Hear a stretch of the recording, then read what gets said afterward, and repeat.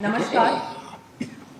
माननीय मुख्यमंत्री श्री भजनलाल जी शर्मा की अध्यक्षता में आज आयोजित की गई मंत्रिमंडल की बैठक में कर्मचारी कल्याण, पत्रकार कल्याण, सौर ऊर्जा और प्रदेश के विकास से जुड़े महत्वपूर्ण फैसले लिए गए। सबसे पहले मैं शुरुआत करूंगी उद्योग से, क्योंकि हम सभी जानते हैं कि दिसंबर में राइजिंग राजस्थान होने जा रहा है और एक विकसित राजस्थान बनाने की ओर हमारा प्रदेश चल पड़ा है। और आज एक बहुत महत्वपूर्ण रिप्स 2024 को मंजूरी दी गई है।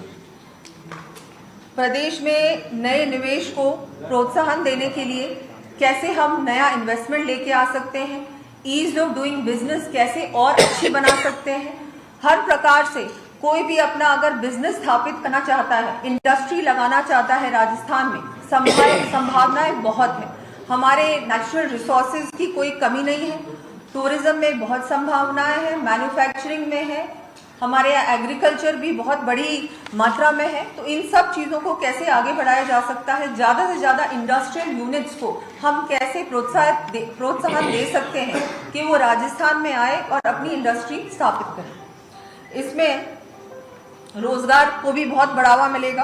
और रिप्स 2024 में एमएसएमई सेक्टर से लेकर नए उभरते हुए क्षेत्रों में निवेश को आकर्षित करने के लिए जरूरी प्रावधान किए गए हैं।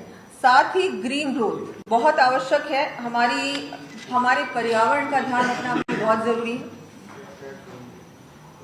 और हर प्रकार से रिप्स 2024 में स्टैंडर्ड सर्विसेज पैकेज के तहत जैसे इंसेंटिव दिए गए हैं, निवेश की न्यूनतम सीमा 50 करोड़ रुपए से घटाकर 25 करोड़ रुपए कर दी गई है। पर्यटन इकाइयों के लिए इसे और भी कम करते हुए 10 करोड़ रुपए किया गया है। जैसा कि मैंने कहा, टूरिज्म की बहुत संभावनाएं हमारे प्रदेश में और इसमें इस रिप्स पॉलिसी में इस पे बहुत अच्छी तरह से ध्यान भी दिया गया है, फोकस भी किया गया है। ज्यादा से ज्यादा इन्वेस्टमेंट आए इस क्षेत्र में भी। नए उभरते हुए क्षेत्रों की सूची का विस्तार करते हुए इसमें एरो और स्पेस, रक्षा, ड्रोन, सेमीकंडक्टर्स, एग्रीटेक और वेस्ट जो वेस्ट रेजोल्यूशन होता है जैसे क्षेत्रों को शामिल किया गया है। हमारा वेस्ट मैनेजमेंट भी इसमें लिया गया है, कैसे उसका भी ध्यान रखा जाए, क्योंकि इंडस्ट्रियल वेस्ट बहुत होता है तो उसको भी ध्यान में रखना जरूरी है। 1 करोड़ रुपए से कम का एलिजिबल फिक्स कैपिटल इन्वेस्टमेंट करने वाली एमएसएमईज को भी रिप्स के दायरे में लाया गया है। प्रदेश के हित को ध्यान में रखते हुए राज्य सरकार के विजन और बजट 2024-25 की घोषणाओं के अनुरूप रिप्स 2024 में हरित विकास, ग्रीन ग्रोथ, निर्यात संवर्धन, एक्सपोर्ट प्रमोशन और क्षमता विकास, कैपेसिटी बिल्डिंग पर विशेष फोकस किया गया है। नए यूनिट्स लगाने और पहले से चल रही इकाइयों को प्रोत्साहन देने के साथ साथ उन मौजूदा उद्यमियों को भी रिप्स 2024 के लाभ प्रदान किए जाएंगे। जो कि हमारी 6 यूनिट्स हैं, उनको भी ध्यान में रखते हुए फिर से रिवाइव किया जाएगा, जो हरित विकास में निवेश कर रहे हैं और पहली बार निर्यातक बन रहे हैं।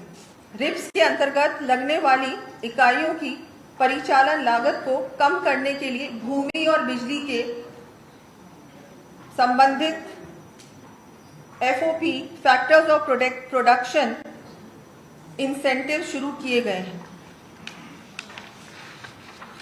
Flexible land cost payment model में मैन्युफैक्चरिंग यूनिट स्थापित करने वाले निवेशक भूमि लागत का 25% अग्रिम भुगतान कर सकते हैं। शेष 75% 10 किस्तों में 8% ब्याज सहित देय होगा। 8 प्रकार की पावर इंटेंसिव इंडस्ट्रीज को पावर कॉस्ट इन्वेस्टमेंट इंसेंटिव्स प्रदान किए जाएंगे। इसमें कैप्टिव रिन्यूएबल एनर्जी संयंत्रों में निवेश पर सब्सिडी के साथ ही अतिरिक्त 5% स्टेट जीएसटी प्रतिपूर्ति का पीएनजी की वैट दर पर 5% वैट प्रतिपूर्ति का विकल्प शामिल है। एमएसएमई सेक्टर में युवाओं को अधिक रोजगार प्राप्त होने की संभावनाओं को देखते हुए इनके लिए स्टैंडर्ड मैन्युफैक्चरिंग पैकेज की तुलना में ब्याज छूट का लाभ अधिक अवधि 7 वर्ष के लिए दिया जाएगा। खादी, ग्रामीण, पर्यटन और कृषि एमएसएमई के लिए अतिरिक्त लाभ दिए जाएंगे। इसी प्रकार एमएसएमई के लिए स्टैंडर्ड विनिर्माण पैकेज और स्टैंडर्ड सेवा पैकेज की तुलना में निवेश सब्सिडी का लाभ अधिक अवधि 10 वर्ष के लिए दिया जाएगा। स्टार्टअप्स और को प्रोत्साहन देने के लिए महिलाओं द्वारा संचालित स्टार्टअप्स को 2 साल के लिए 100% स्टेट जीएसटी की प्रतिपूर्ति प्रदान की जाएगी। ये बहुत बड़ा कदम है। महिलाओं को प्रोत्साहन देने के लिए, आत्मनिर्भर बनाने के लिए हमारे मुख्यमंत्री जी ने बहुत बड़ा फैसला लिया है। विशेष निवेशों, मार्केट इन्वेस्टमेंट्स के लिए राजस्थान की कंपेटिटिवनेस बढ़ाने के लिए 3,000 करोड़ रुपए के निवेशों पर 5 गुना इंसेंटिव्स प्रदान किए जाएंगे। इसमें अन्य राज्यों की तुलना में प्रतिस्पर्धता में सुधार हो सकेगा। मैं आप सभी को कहना चाहूंगी कि इतना बड़ा काम होने जा रहा है, राजस्थान आगे बढ़ रहा है हर प्रकार से। हमारा राजस्थान बहुत जल्दी अन्य राज्यों की तुलना में अब ऐसा स्टेट बनने वाला है जहां ज्यादा से ज्यादा इन्वेस्टमेंट होगा, रोजगार बढ़ेगा और हमारी इकोनॉमी भी बढ़ेगी। एक बहुत खुशखबरी मैं देना चाहूंगी सभी पत्रकार बंधुओं को। हमारी सरकार का स्पष्ट रूप से ये मानना है कि आमजन में जागरूकता लाने वाले हमारे पत्रकार की महती भूमिका होती है। दूर दराज में रहने वाले गरीब और वंचित वर्ग को सरकारी योजनाओं को, विकास कार्यक्रमों का लाभ मिल सके, इसके लिए आप सभी पत्रकार साथी निरंतर प्रयासरत रहते हैं। ऐसे में पत्रकार साथियों को और अधिक प्रोत्साहन देने के लिए बजट घोषणा 2024-25 के अनुरूप राजस्थान प्रेस प्रतिनिधि अक्रेडिटेशन नियम 1995 में संशोधन का निर्णय लिया गया है।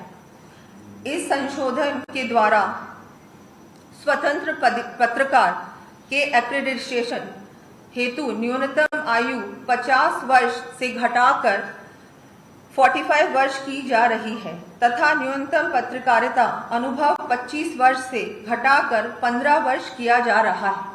मैं आप सभी को इसके लिए बहुत बहुत बधाई देती हूँ। ये बहुत बड़ा काम है, बहुत आवश्यक था। हमारे जर्नलिस्ट को, हमारे पत्रकार बंधुओं को आगे बढ़ाने के लिए आपको हमारी सरकार कैसे और सपोर्ट कर सकती है, उसके लिए मैं हमारे माननीय मुख्यमंत्री जी ने आज कैबिनेट में और सभी कैबिनेट के हमारे मंत्रियों ने इसका फैसला लिया है और इसका बहुत बड़ा ये जो काम हुआ है।